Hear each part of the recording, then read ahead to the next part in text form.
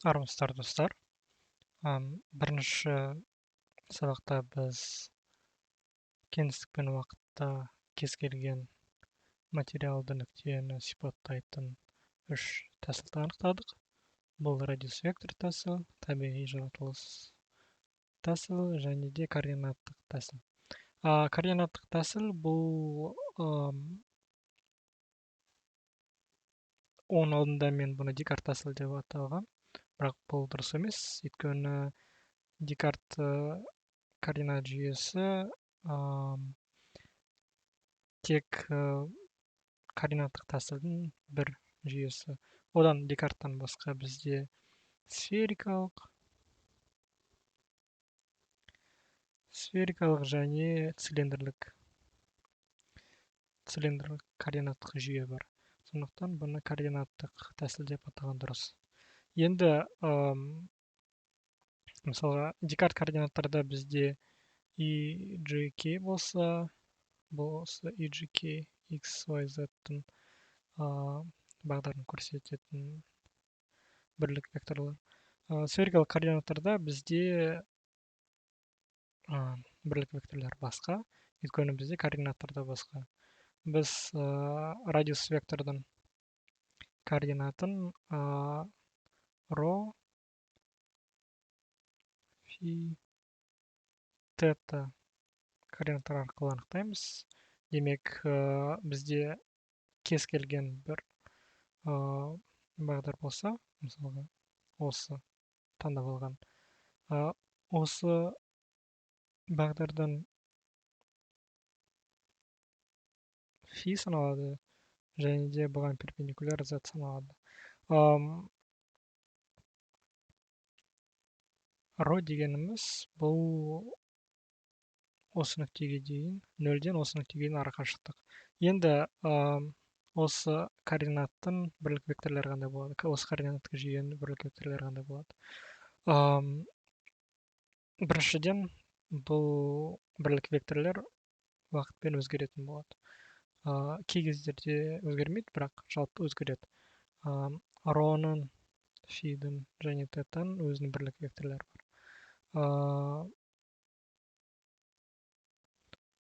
Роның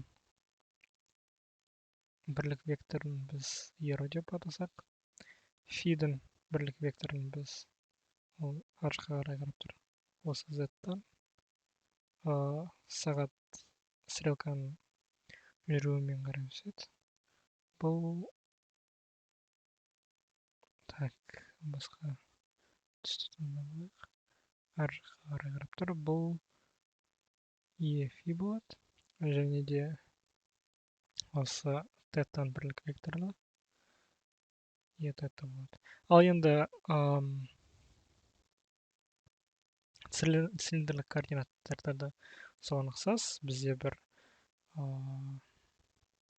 бағдар бар. Бізде содан саналатын фи деген бұрыш бар. Және де осы М нүктенің Z бойынша биіктігі, осы биіктіктен саналатын М-ға дейін ро деген арақашықтық. Сонда біз ро, фи, Z координаттар арқылы радиус векторының үшін, демек, М нүктенің координаттарын анықтаймыз. Енді радиус векторлық тәсіл бұл жалпы тәсіл. Сондықтан осы тәсілде біз бір есеп шығарып көрсек қайтеді. Бізде радиус вектордың уақытпен өзгеретін бір заңдылығы бар.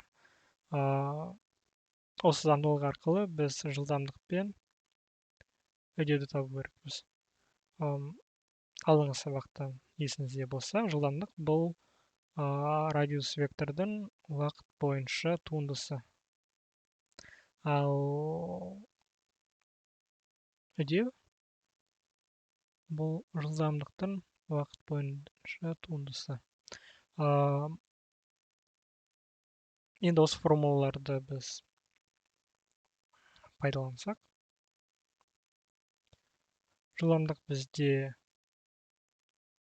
а қосу б т-ға тең болады. Өйткені осы жерде туынды заңы бойынша т бірге тең.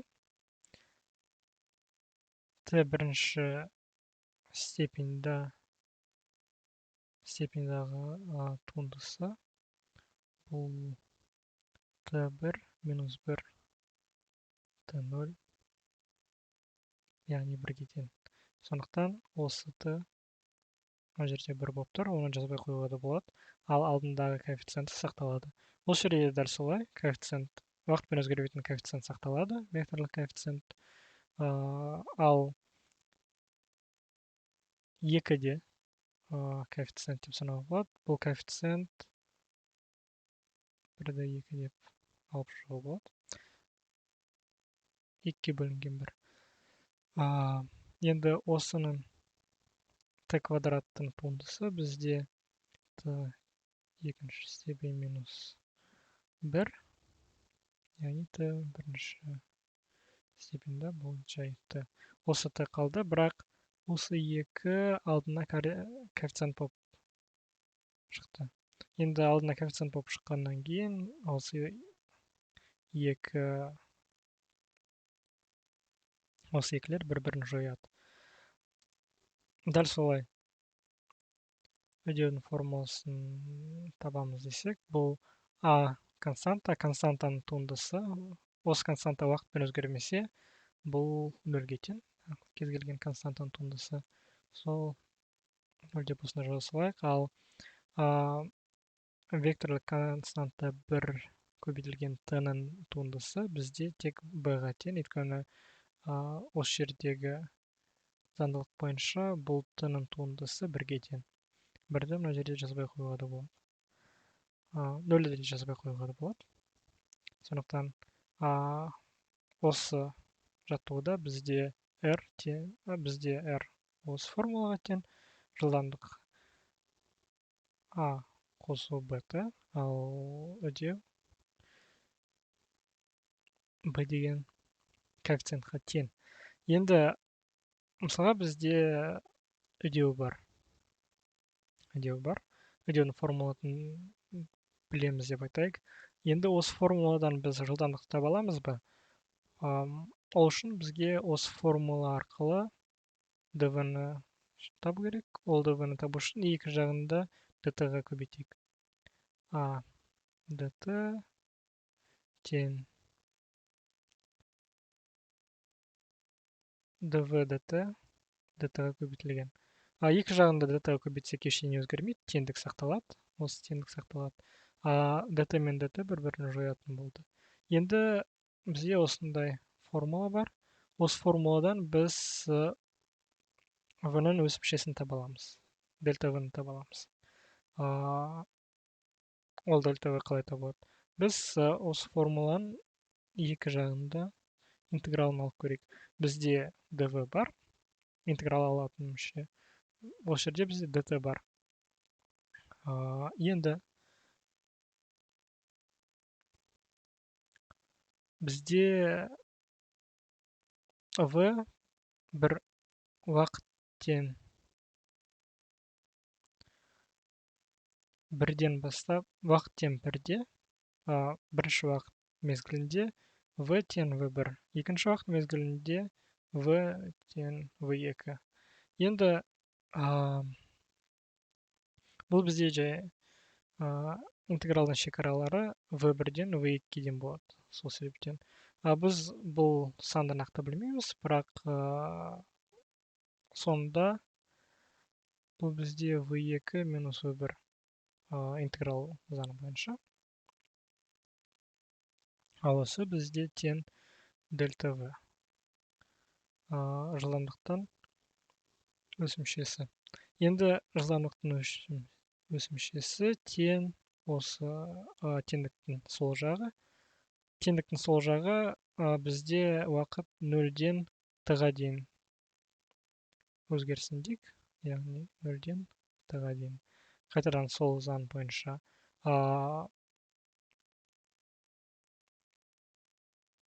dt. Так, dt-ның интегралы а осы жерде нақты dt-дан уақыттан тәуелді емес, константа деп атайық. Онда интеграл осы dt-ға әсер етеді. Осы dt-дан интеграл алу керекпіз.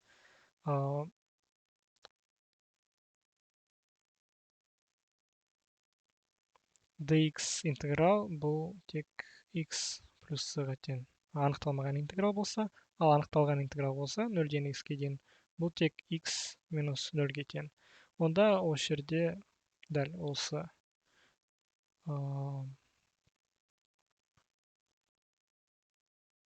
примердағыдай дельта v тең a t. Негізі минус a0 деп те жазуға болады, бірақ a көбейтілген 0 тең 0. Сондықтан жазбай қойғанымыз артық. Жарайды, біз дельта v-ны таптық, бірақ бұл дельта v бізге қажетті жылдамдық емес. Бұл тек уақыттың бірінші мезгілінен уақыттың екінші мезгіліне дейін v-ның өзгеруі, v-ның өсімшесі. Яғни осы жерде осы жерде бірде жылдамдықтың бір саны бар.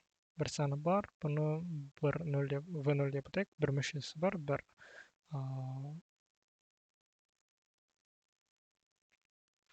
векторлық мүше. Ал осы жердегі v бізге қызықты. Біз осы v-ны табу керекпіз. Бірақ осы v мен v0-дің айырмашылығы тең дельта v. Онда осы ойды формула секілді жазсақ,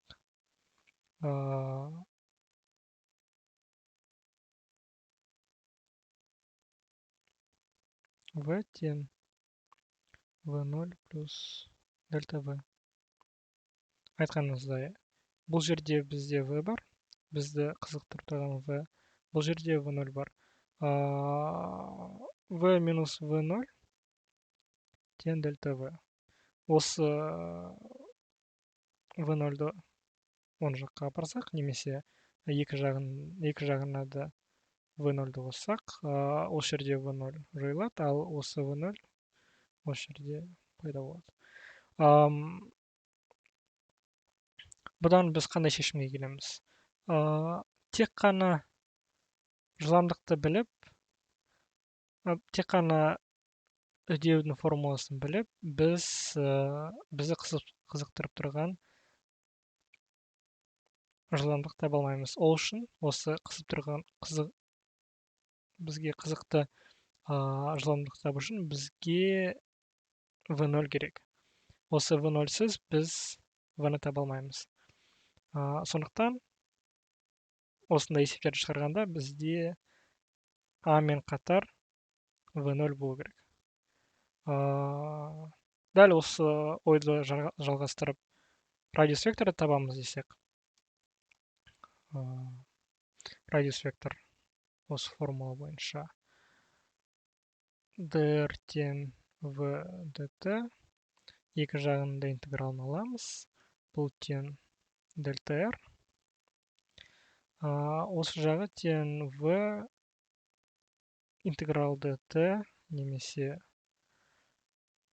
0-ден t-ға дейін өзгереді деп айтамыз, немесе vt. Енді v-ның орнына осы формуланы қойсақ, v0 плюс дельта v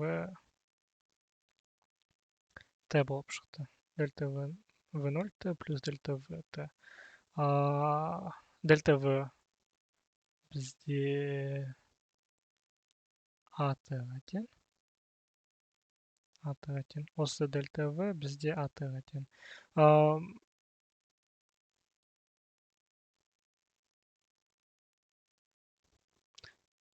r радиус вектордың өсімшесі бізде v0 t плюс AT болып шықты. Айтқанымыздай, өсімше дегеніміз бұл бізге қызықты радиус вектор емес. Осы радиус векторды табу үшін осы жердегідей бізде R0 болу керек. R0-ді білсек, R0-ға осы дельта R-ді қоссақ, бізде радиус вектор пайда болады. Бізде радиус векторды анықтайтын мүмкіндік болады. Осы R0-сіз, V0-сіз тек қана үдеудің заңдылығын біліп, V жылдамдықты және R радиус векторды табу мүмкін емес. Бізде шексіз жауаптар болады. Сондықтан V0 мен R0 осындай есептерде міндетті түрде болу керек. Бүгінге осы. Назарларыңызға рахмет. Тағы да бір есепті шығаратын боламыз, бірақ бұл келесі видеода болады.